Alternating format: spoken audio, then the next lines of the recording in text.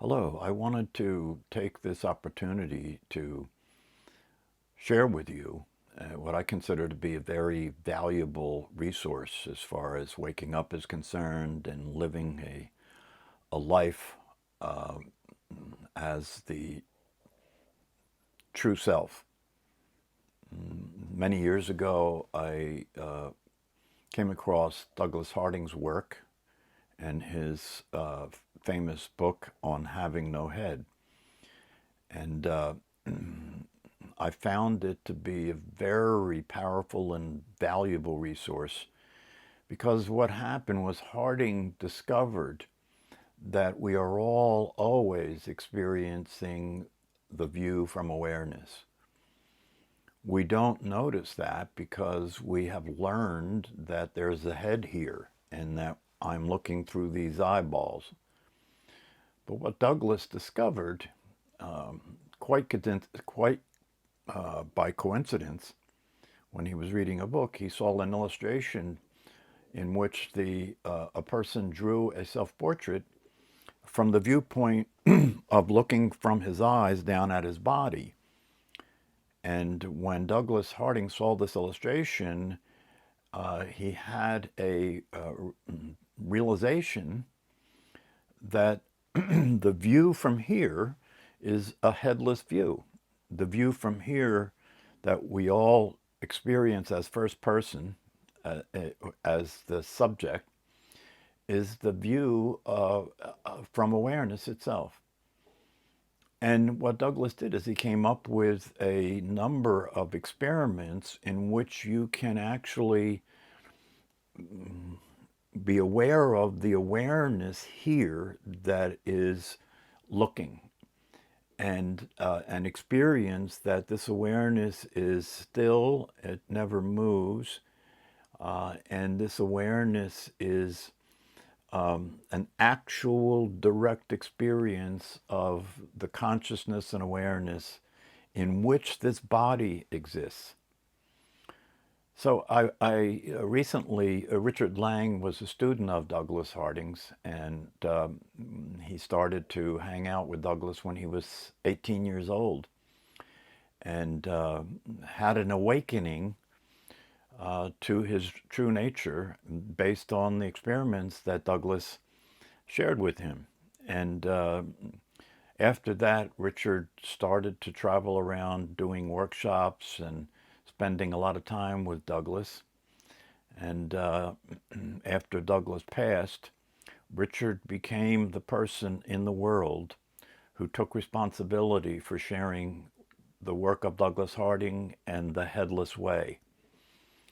The Headless Way is a way of being. It's a way of experiencing yourself, your true nature. It's a way of experiencing the world in the view of awareness. The Headless Way has really made a huge difference for me in terms of having this direct experience of the view of consciousness and awareness. And so Richard Lang has been traveling the world ever since he experienced this view and delivering workshops and seminars. And I met Richard maybe 10, 12 years ago and spent some time with him online with headless sharing groups and ended up writing my first book, Enlightenment Made Easy, based on the experiments that Douglas Harding shared and my expressing how this was directly related to our true nature and to being awake. Richard's been traveling the world for the last 50 years, dedicating his life to sharing the Headless Way. And recently, Richard came over from London, where he lives, and was doing seminars and workshops on the East Coast and the West Coast and in Europe. And I had an opportunity to run into him in a local meditation center where he was delivering a workshop. So it was great to see Richard again. And I recorded the talk that Richard gave that night. And I am including about a 15-minute piece from that talk following this introduction. And I really invite you and encourage you to listen to the talk that Richard is giving and consider the possibility of experiencing this consciousness that we are directly in the way that these experiments make possible. And I also invite you to visit the website that Richard created called theheadlessway.org. And it's full of all kinds of resources and all kinds of experiments that you can do. And so I think this is a very valuable opportunity, and that's why I'm taking the time to suggest it to you and to give you exposure to about a 15-minute presentation that Richard gave. So thank you for listening to this, and I hope you check out the talk that Richard gives and look into headlessness. I think it can really make a difference if you're interested in experiencing your true nature. Thank you. So our true nature is different from our appearance. Our appearance is what you can see in the mirror and what you can see looking at me and I can see looking at you, and that is that very precious individual person that you are with your unique life and point of view. And our true nature is boundless, clear, open, spacious, full of everything, and that is what we are going to be enjoying this evening together. And I go around sharing the Headless Way, which is a way of pointing to this wonderful reality that we all are. That is, they say that you don't know what obviousness is until you see who you really are. It is so obvious, embarrassingly obvious, deceptively obvious. So just be aware that you cannot see your own head. And you can see everyone else's, but you can't see yours. I can't see mine anyway. So I can see all of you, and you're all looking towards me here at the front. But I don't see what you see. I don't see Richard. See, I don't find my head here in my own experience. Instead, I see you. I'm built open for you. And so when you look at me, isn't it true that you do not see your own face? Now see. You can remember it, think about it, but in your own experience, what sometimes called radical subjectivity. See? So that when you are aware of me, you see my face, you don't see yours at the same time. Don't see yours. So we say this is face to no face. See? For me it's face to no face. We're trading faces. I have your face. I've got, instead of Richard's face, I've got 15, 20 faces. See? So what we're going to do this evening is to be aware of this, and I'm going to take you through a few what we call experiments or awareness exercises for keeping this on the front burner, and also as a means to exploring what it might mean, some of the implications perhaps. And we've got a couple of hours, so we can travel a bit with this. So first of all, I think in Dzogchen, in that tradition in Buddhism, they have pointing out exercises, pointing out your true nature. Because if you're not aware of your true nature in a kind of regular way, you're missing out on something amazing. It's just an incredible resource. So we're going to get the ball rolling with one of the best known Headless Way pointing out experiments, which is pointing. So I'm going to ask you to actually point at something. It could be the model or the bottle or even me or picture, to direct your attention. Meditation is attention, I suppose, paying attention, but to what? to your true nature is what we're going to be attending to here. So take your finger and point, I don't know, at the carpet or an object.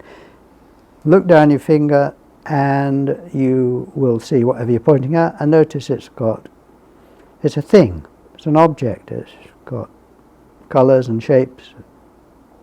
Now point at, say, your knee. It's the same. So this is really simple, like a child would understand, you see.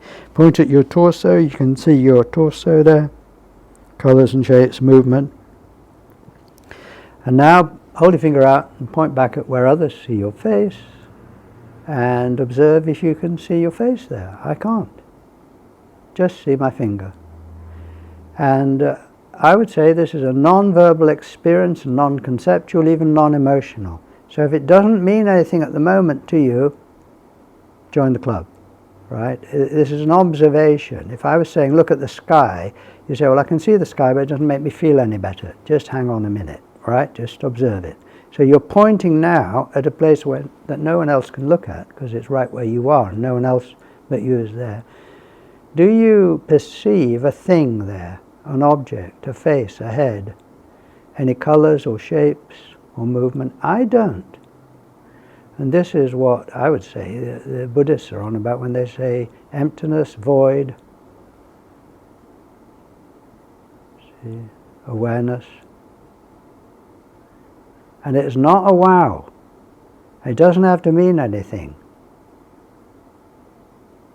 See? So just take the opportunity for a few moments to be aware in this way without having to make anything of it or think about it in any way. See, it's like you're just out in nature staring. See, but now point with your other hand out at the same time, back out to the 10,000 things, as the Buddhists say, I think. The colours and shapes and people and paintings and objects. And this indicates that this space that you're looking out of, I say you're looking out of, this emptiness, this clarity, this stillness, isn't just empty, it's also full. It's capacity for what's going on. And wonderfully, I find no dividing line between the form there and the emptiness here. The shapes there, the shapelessness here. And so this pointing out experiment has got a kind of pointing out direction, out into the room, and a pointing in direction. This is provisional, it's language. And so if you have another way of describing it, great. See, the more ways there are, the better. But I say, you can't miss this, you can't get it wrong. You can't see your head now, you can't see your eyes, you can't see your cheeks. See, I'm talking about looking, not imagining. Now stay with this, I know it's very, very simple. Stay with it for a bit more, as if you just, those moments when you're out in the country and you just stop thinking and you just look, and it's a pleasure, see. And something will occur to you, but you don't have to think. You're just being, see, being empty. I'm putting words on this, see. And now just lower your hands, you see, and you still can't see your face.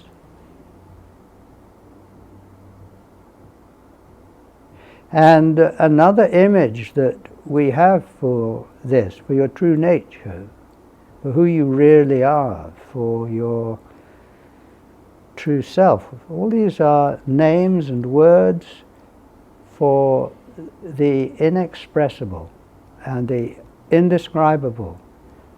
But that's who you are, you see, I say. So you are it. It's not hidden. But another image we have is the single eye. And we will do some things with eyes closed. But the single eye, what's the single eye? So here's a very simple way of illustrating what I mean. You hold your hands out like glasses like this, you see. So you've got two holes, like two eyes, except they're just holes. And then you put them on like glasses and notice what happens to the dividing line. See, well, the dividing line disappears and now there's only one hole. There's a kind of magic. You hold them out again, you see, and there's the observation, radical subjectivity. You know that for others there's still two holes there, two eyes. But from inside, subjectively, I find it totally different. And then you open your hands and just see that they disappear all the way around. You know, hold your hands out in front like this. So these are just so, they're kind of fun, you know, they're like being a child, really. So you see the gap between your hands, you're just looking ahead, and you bring them back either side of your head, but you don't. They get bigger and bigger, and the fingers disappear, and the hands disappear, and you keep going all the way to the wrist. And they've disappeared in the great void, into the emptiness, the stillness. And then you bring them forwards, and they emerge out of that nothingness, that emptiness, that mystery.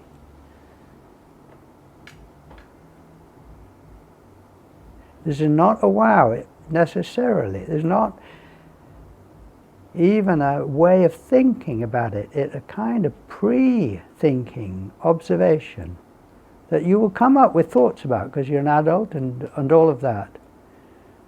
But it is so fundamental that it's what you are and you can't lose it, I say. But when I'm sitting here talking about this, I'm communicating with you using words and gestures. And I am absolutely convinced you're in the same wonderful condition as I am. Because Nick, you can't see your head now, can you? Correct. Right, you're looking out with a single eye, true? Mm-hmm. Yeah, it's a way of talking, you see. So we're on the same page in that way, and it's equal. It's not like I can see the nothing a bit better than you, or a bit worse, or differently. There's nothing to distinguish us. True? Mm-hmm. And when I'm speaking to you, Nick, I've not met you before, it's two voices in one consciousness. Would you go with that? Does that? Yeah. Yeah. Now that is just a different way of listening and of appreciating one's relationship with so-called other, right? Because I don't know you, I don't know what you're thinking, and yet you're within me. Would you agree the other way around? Mm-hmm. Yeah, you see. So, if you don't go along with that description, it doesn't matter. You see, it's very useful sometimes when you get someone, you know, a little interaction by that, and you go, I don't know what they're talking about. I don't understand that, right? You see, and I say, it doesn't matter. That is icing on the cake. See, but I've forgotten your name. Seth. Seth. So, when I'm talking to you, Seth, you can see Richard's face, but not Seth's face. I can see Seth's face and not Richard's. So I say, I am empty for you and you're empty for me. It's language. But do you go along with that? Does that make sense? Yeah. Yeah. See, but now we are communicating and sharing something incredibly profound, I would say. See, you're in me and I'm in you.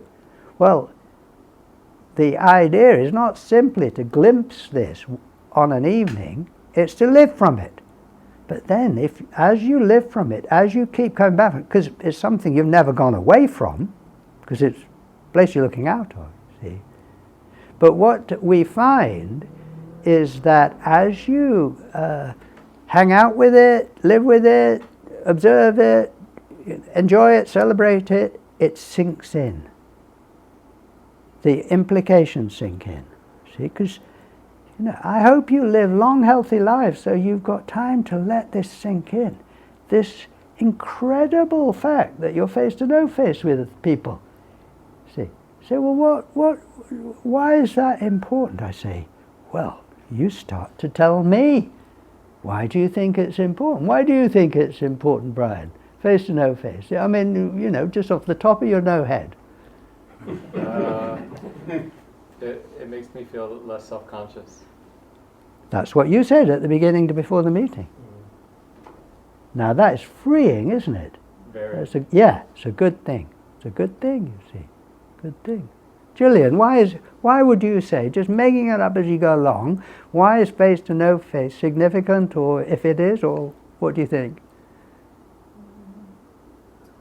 takes away the identity, and you can kind of relate better. Relate better. Doesn't the world need this?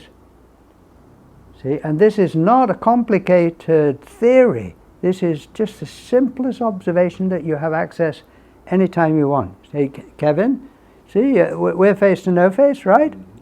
Is that a good thing? What do you think? Any thought about that? It's very freeing. There's no sense of being a separate individual distinct from the world Yeah. that needs to be defended or so I can relax.